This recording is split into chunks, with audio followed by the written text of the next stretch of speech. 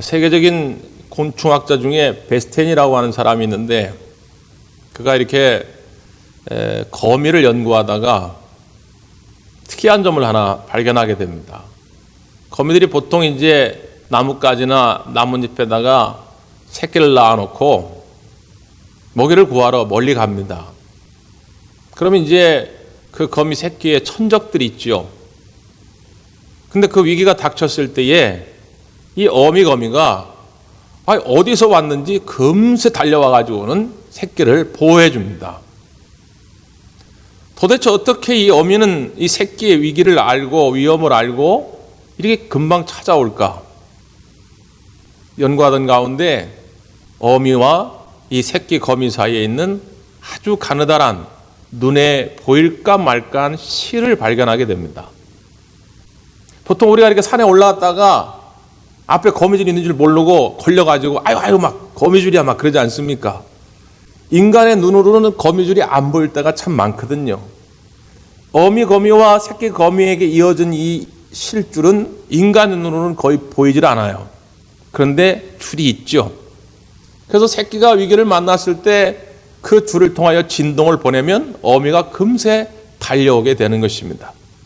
사람 눈에 보이지 않는다고 해서 없는 것이 아니라 그들에게는 끈끈한 줄이 있었던 거죠. 사랑의 줄 말이죠.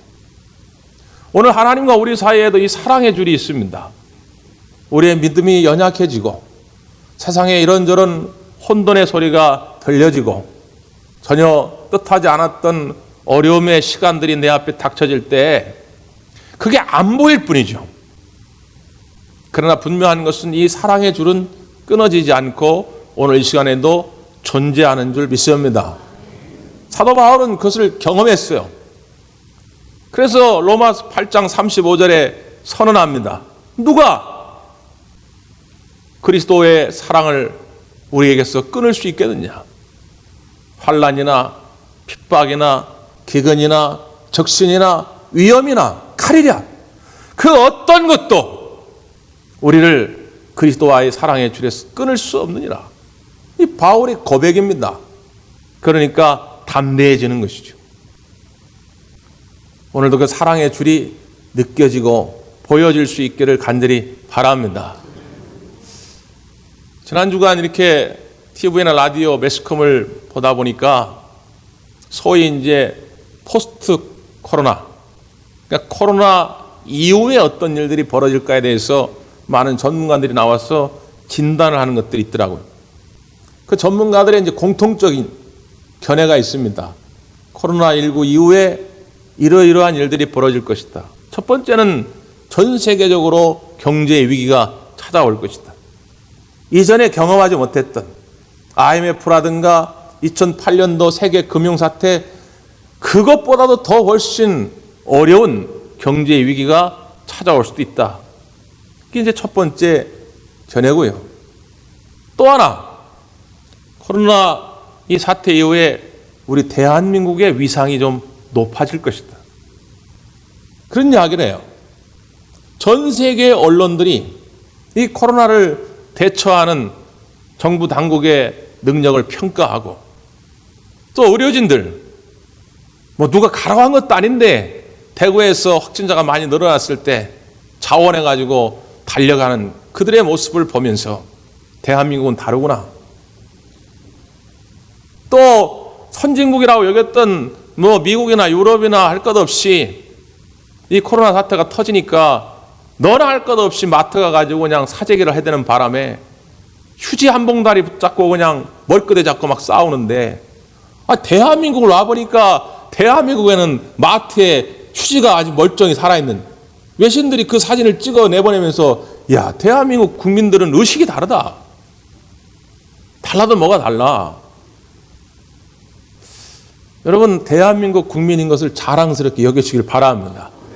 아마 세계가 대한민국을 좀 다르게 볼 것이다. 예? 선진국들이 깜짝 놀라는 거예요. 대한민국이 저렇게 잘 대처를 하는구나. 또 하나는 뭐가 있냐면 소위 온라인 라이프, 비대면 일상생활이 이어져 갈 것이다. 우리가 지난 몇 달 동안에 사람을 굳이 만나지 않고도 우리의 삶을 영위해갈 수 있는 방법들을 많이 터득하게 됩니다. 근데 이게 이제 익숙해지다 보니까 사회적 거리라고 하는 것은 물리적 거리를 두자고 하는 것이지 마음의 거리를 두자고 하는 것은 아니거든요. 근데 물리적 거리가 멀어지다 보니까 마음의 거리까지도 멀어져 가지고 자칫 잘못하면 이전보다 더 개인주의화되고 이기주의화될 것이다라고 하는 염려스러운 진단을 내놓습니다. 우리 여기 어르신들은 다 아시겠지만 지난 7, 80년대 우리는 이미 이걸 경험했죠. 산업화가 되어지면서 이전에 농경사회에 가지고 있던 공동체성이 다 깨졌습니다. 이전에는 가난했지만 그래도 한 마을에서 누가 어려운지 누가 아픈지 어떤 문제가 있는지 서로 알고 격려해주고 도와줬는데 7, 80년대 산업화 이루어지면서 점점 개인주의화되고 이기주의화되면서 이제 남의 문제를 신경을 안 씁니다. 그래서 소위 이제 고독사라고 하는 얘기까지 나오지요. 내 바로 옆집에서 사람이 죽었는데 죽은 지 한 달이 넘도록 죽었는지도 몰라요. 근데 그 7, 80년대 경험했던 그것보다도 더 심한 개인주의와 이기주의화가 앞으로 이어져 갈지도 모른다. 왜? 사람을 만나는 게 두려워지니까 말이죠. 그럼 여러분 어떻게 될까요? 뭐 일상생활을 할 수 있을지 모르겠습니다. 우리나라는 잘 돼 있어가지고 24시간 다 배달시키면 되니까 말이죠. 근데 이것이 정말 하나님이 우리에게 보여주시고자 했던 하나님 나라, 하나님의 마음이었을까? 물론 그건 아니겠죠. 왜 아닙니까? 우리가 홀로 서 있는 것이 좋았다라면 하나님은 하와를 창조하지 않았을 것입니다. 아담과 하나님이 둘이 그냥 에덴 동산에서 교제하면 끝났을 텐데 하나님이 모든 것을 다 창조하시고 99.9% 다 마음에 들었는데 그 0.1% 부족했던 것이 뭐냐? 아담이 홀로 있는 것이 좋지 못하였더라. 이건 아닌데 그래서 하나님이 하와를 짝지어 주시고 가정 공동체를 만들어 주신 것이죠. 만약에 우리가 그냥 홀로 집에서 하나님께 예배하는 것이 전부였더라면 하나님이 교회를 만들지 않았겠죠. 사정상 우리가 홀로 하나님께 예배한다고 해서 예배를 하나님 안 받으시는 건 아닙니다. 하나님은 어디에서나 우리들의 예배를 받으시지요. 그러나 교회를 세운 것은 그것만으로는 하나님의 원뜻을 다 이해할 수도 실천할 수도 없다는 것입니다. 부족하지만 교회를 통하여 사람들이 교제하고 함께 사역하고 함께 예배할 때 하나님이 원래 교회에 주셨던 그 본질, 교회의 목적을 이뤄갈 수 있다고 하는 것이죠. 바라기는 우리가 사정상 사회적 거리두기, 지금은 조금 더 나아져서 생활적 거리두기를 하지만 여러분의 마음만큼은 거리두기를 하지 않기를 간절히 바랍니다. 교회에서도 여러분 일터 가운데서 여러분 이웃 가운데서도 마음만큼은 끊임없이 함께 하려고 하는 노력이 있어야 됩니다.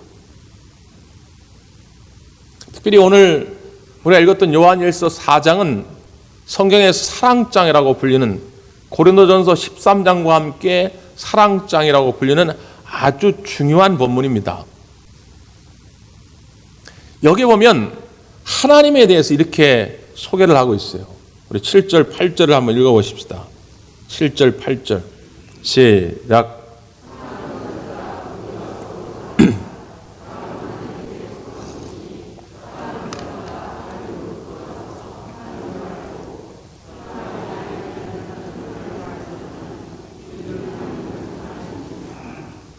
사랑하지 아니하는 자는 하나님을 알 수가 없다는 것입니다. 왜냐? 하나님은 사랑이시니까.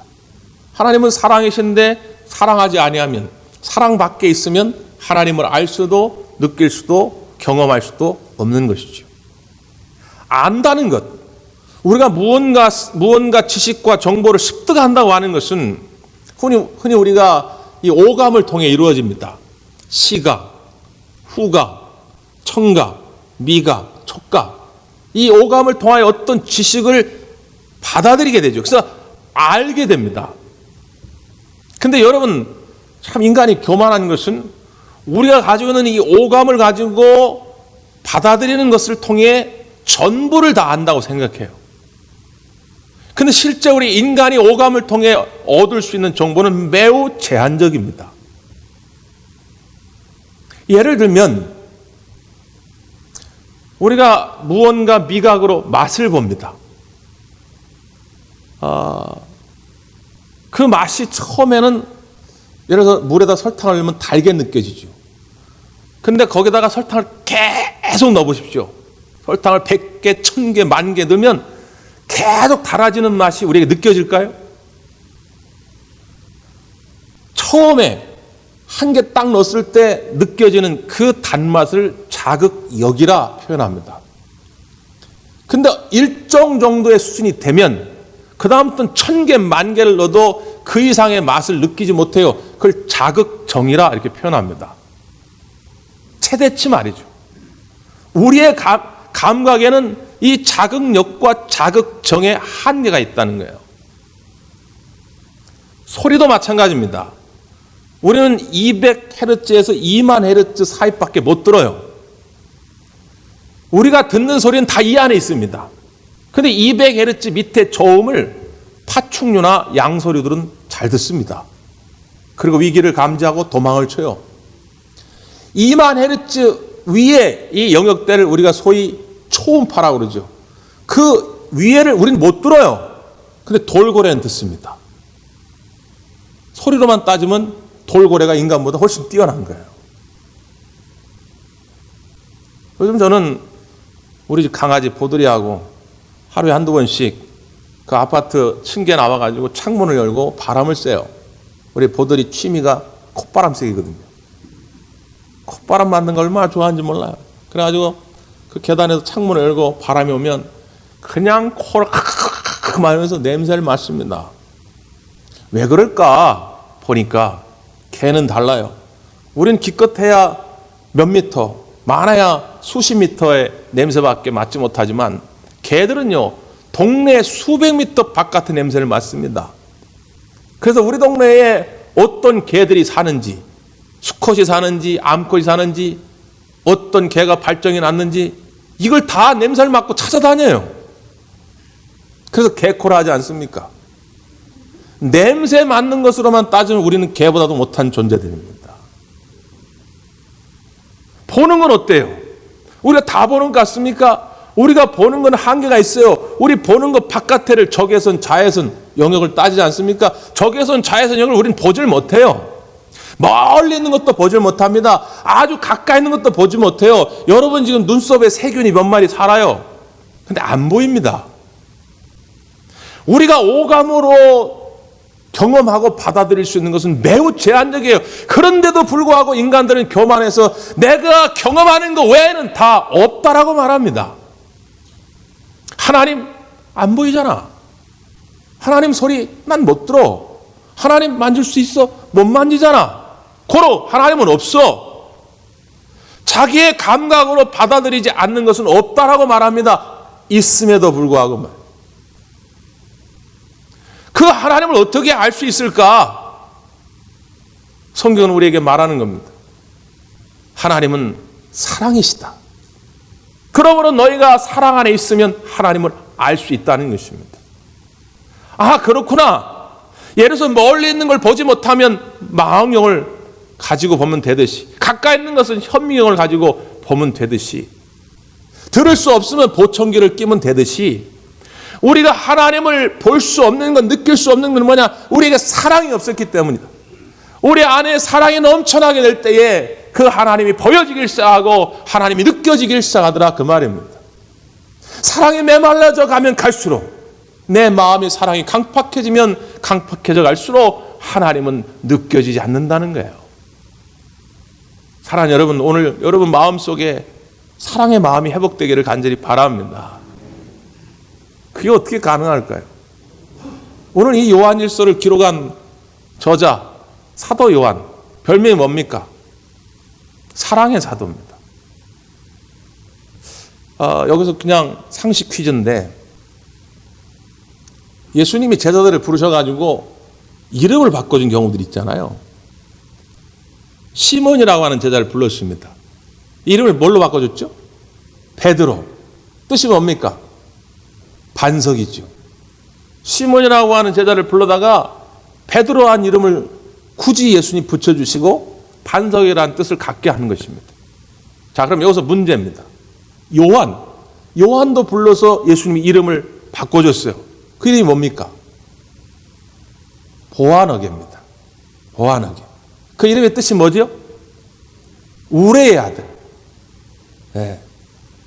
이 영상이 전 세계로 퍼지는 영상입니다. 여러분이 빨리빨리 대답을 해주셔야지 전 세계적으로 우리 대관계 수준이 탄로날 수 있습니다. 이거 편집하고 다시 해야 되겠네. 자, 요한을 불러다가 이름을 바꿔줬어요. 뭐라고 바꿔줬어요? 보아너게. 그 이름의 뜻이 뭐라고요? 우레의 아들. 아, 역시 잘하시는구만. 우레의 아들, 천둥번개의 아들이라는 거예요. 성품이, 기질이 요한이 그랬다는 거예요. 우리가 사랑의 사도 그러니까 요한이 그냥 부들부들하고 말이지 유순한 그런 성격이라고 생각하는데 그렇지 않았다는 거예요. 누가복음 9장에 보면 예수님이 이제 예루살렘에 가시려고 사마리아를 거칩니다. 보통 유대인들은 갈릴리는 북쪽에 있잖아요. 예루살렘부터 남쪽에 있고, 그러면 이 사마리아를 거쳐야 지름길인데 사마리아를 통과 안 하고 돌아갑니다. 왜죠? 사마리아인과 유대인들은 앙숙이거든요. 근데 예수님이 사마리아로 지나가는 거예요. 그러니까 사마리아 사람들이 나가라고 그럽니다. 왜 유대 남자가 일로 지나가냐고. 저리 가라고 그럽니다. 그걸 보고 있던 요한이 화가 나가지고, 예수님, 우리가 저 하늘에게 욕을 해가지고 하늘로부터 불이 떨어지게 해가지고 저 인간들을 다 멸하게 했으면 좋겠습니다. 멸하게 하리까? 이렇게 얘기를 해요. 그러니까 예수님이 꾸짖죠. 꾸짖고 예수님 못 듣는 척하고 그냥 갑니다.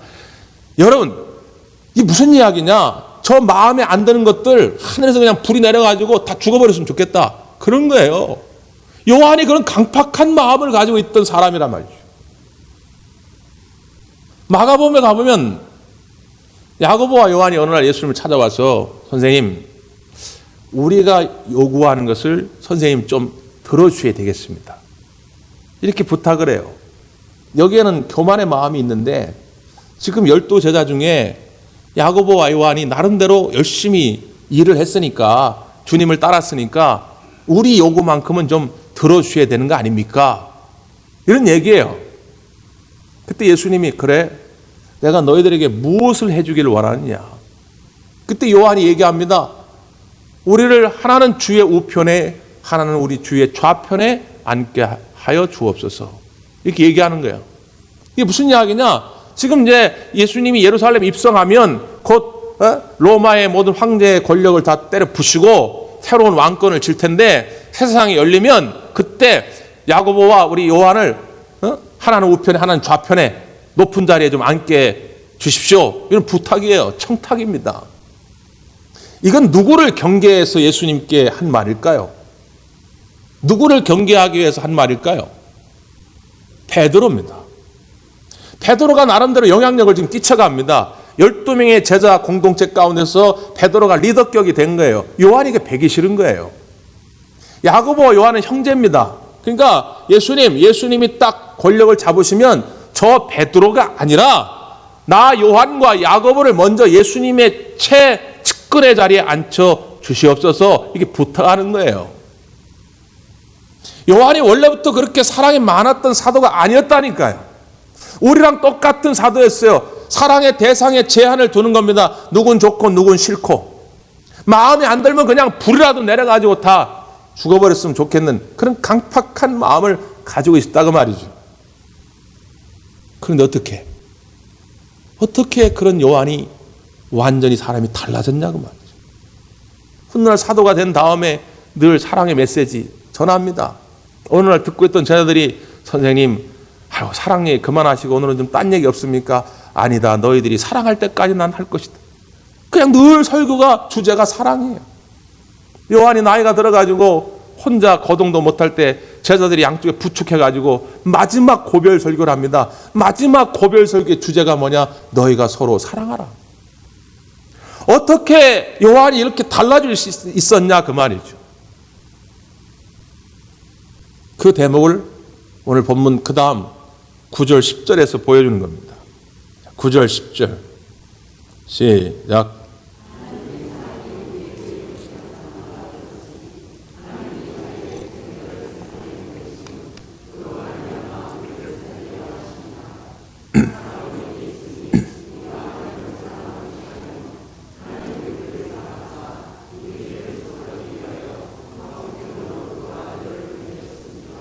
아멘. 10절 사랑은 여기 있다. 사랑이 여기 있다. 이 말은 여기 있는 사랑이 진짜라는 거예요.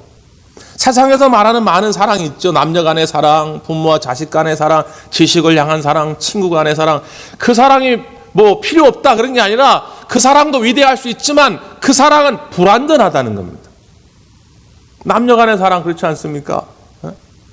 아니 연애 10년 하면서 죽을 둥 살 둥 나는 이 남자 이 여자밖에 없다 그랬는데 결혼식 갔더니 딴 사람이랑 결혼하고 있어요. 알 수 없는 거죠. 부모와 자식 간에 옛날에는 말이죠.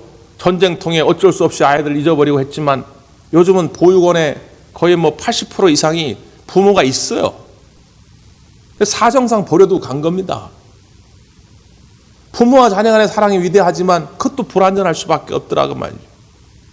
근데 진짜 사랑이 여기 있다. 진짜 사랑. 변하지 않는 사랑. 사람에 따라 쟤는 참 똑똑하고 돈 많고 일 잘할 것 같고 그러니까 난 쟤를 사랑하고 쟤는 나한테 도움이 안 될 것 같아서 사랑 안 하고 이런 사랑이 아니라 조건 있는 사랑이 아니라 무조건적인 사랑이 여기 있다. 그 사랑이 뭐라는 거예요? 그 예수님의 사랑이 어떻게 표현됩니까? 그게 바로 앞에 9절과 10절 후반부예요. 9절에는 뭐라고 표현합니까? 하나님의 사랑이 우리에게 이렇게 나타난 바 되었으니 하나님이 자기의 독생자를 세상에 보내심은 그로 말미암아 우리를 살리려 하십니다. 하나님의 사랑이 어떻게 나타났다고요?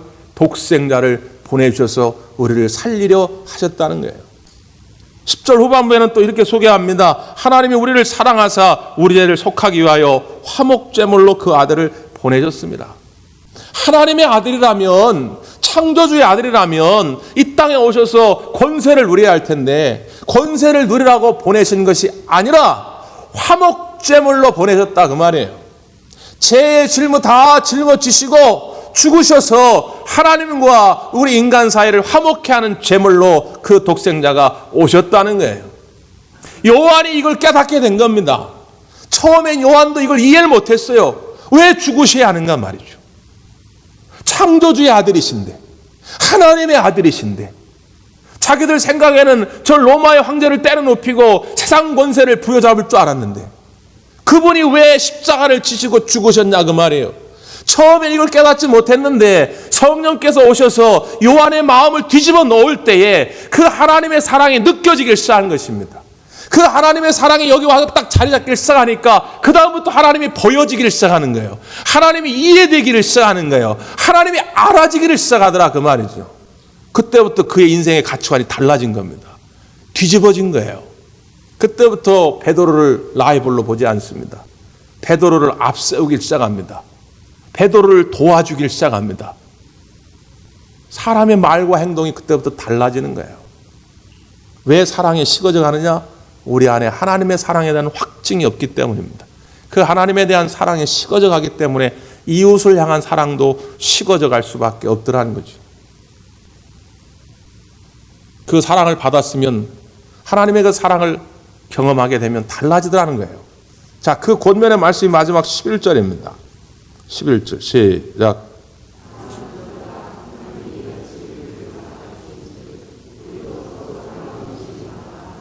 아멘. 요한일서 4장 11절은 기독교의 핵심 진리를 담고 있습니다.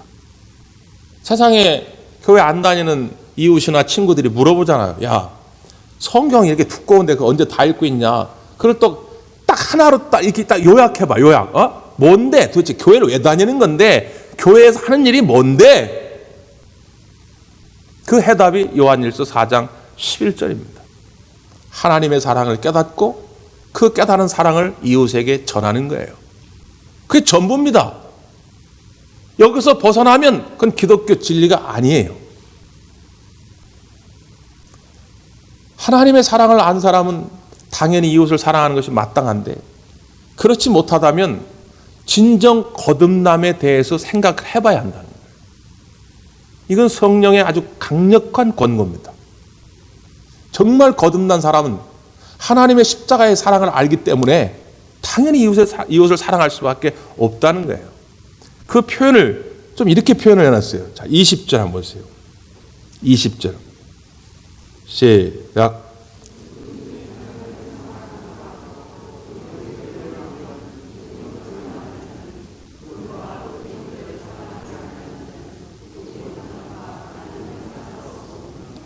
하나님을 사랑하노라 해놓고 형제를 미워한다? 앞뒤가 안 맞는다 그 말이에요. 근데 이 앞뒤가 안 맞는 일들을 우리가 얼마나 많이 경험하고 있습니까? 저와 여러분이 말이죠. 요한복음 13장에 보면 예수님께서 이 사랑의 계명을 주시죠. 이제 몇 시간 후면 십자가 달려 죽으실 텐데 그 전에 이제 제자들을 불러다 놓고 우리가 잘 아는 성만찬을 하고 제자들의 발을 씻겨주고 그리고 나서 내가 너희를 사랑한 것 같이 너희도 서로 사랑하라. 이것이 내가 너에게 주는 새 계명이다 말씀합니다. 근데 요한복음 13장에 보면 또 그 같은 상황 속에서 두 가지의 장면이 기록이 되어 있어요. 하나는 뭐냐면 가룟 유다를 일컫는, 가룟 유다가 예수님을 팔 거라고 하는 것을 보여주는 그 본문이 들어져 있고, 또 하나는 베드로가 예수님을 부인할 거라고 하는 이야기가 들어 있습니다. 그러니까 요한복음 13장 안에 다 들어 있어요. 그러니까 예수님께서 제자들에게 내가 너희를 사랑하는 것 같이 너희도 서로 사랑하라 할 때에 이미 예수님은 가룟 유다가 예수님을 팔 것을 아셨다는 거예요. 그리고 이미 베드로가 예수님을 모른다고 부인할 것을 아셨다 그 말이에요. 그럼에도 불구하고 예수님은 내가 너희를 사랑한다. 가룟 유다야, 내가 너도 사랑한다. 베드로야, 내가 너를 사랑한다. 내가 너희를 사랑할 것 같이 너희도 서로 사랑하라 말씀하는 것입니다.